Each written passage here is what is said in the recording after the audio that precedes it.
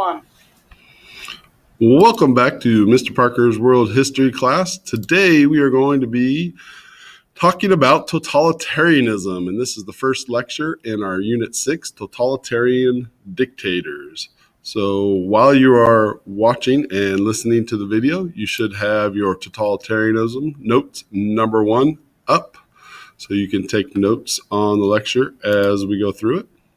You can find your notes on Google Classroom on level 1.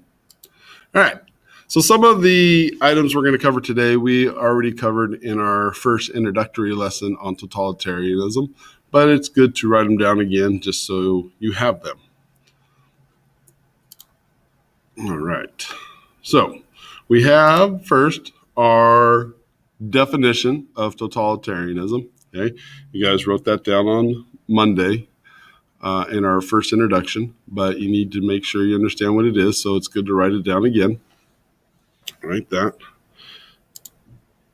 We watched the Hunger Games video where you guys picked out some objects in the video that were totalitarian governments.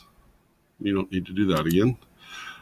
All right, so why did these governments rise in Europe? We did our little totalitarian leaders on Monday in Germany, Italy, Spain, the Soviet Union. Okay, these totalitarian dictators all rose in Europe. So what was happening in Europe that led to these governments rising? Well, first of all, in Germany, the Treaty of Versailles. If you remember Treaty of Versailles from World War I, it really hurt Germany and really punished Germany for starting World War I. So Germany was very unhappy with that. And in the 20s was a day called Black Tuesday when the stock markets crashed all around the world. Europe, the United States, everywhere, stocks just took a horrible hit, and lots of people lost their life savings in the stock market. And because of that, the Great Depression begins worldwide in the 1930s. And then there is an increasing influence of new political parties that emphasize state control and not to be so connected to the outside world. Plus, a total control of the country by a dictator. You take all 5 of those things and you get totalitarianism dictators that arose in Europe. Okay, we went over this on our first lecture, the characteristics of a totalitarian government. It is in your lecture notes here also, so I would like for you to write those down again. I'm not going to go over them because we went over them in the introductory. So write those down, pause the video if you need to write it. Those are the first 4 and the last 5 of that. So right now we should be right here, the characteristics of a totalitarian government in our lesson.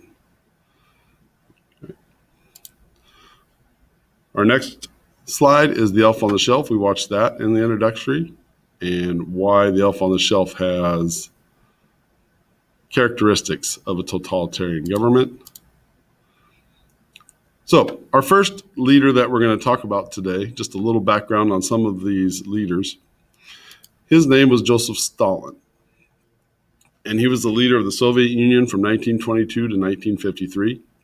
What made him and the Soviet Union different from the rest of the countries with totalitarianism is that Soviet Union had communism. Okay? Communism was the economic system of the Soviet Union where the state owned and controlled all the means of production. So there's no private ownership. You couldn't own a business. You couldn't own a factory. You couldn't own a farm.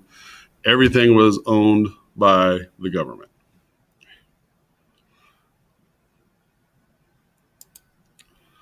Our second totalitarian dictator was the leader of Italy during this time, and his name was Benito Mussolini.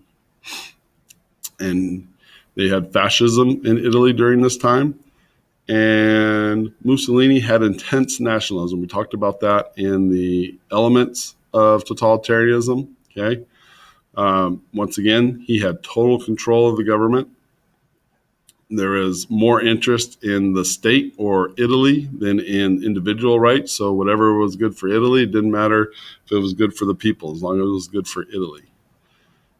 They maintained a class system and private ownership. So they did not have communism like the Soviet Union. They had private ownership and capitalism. And our third, Adolf Hitler from Germany.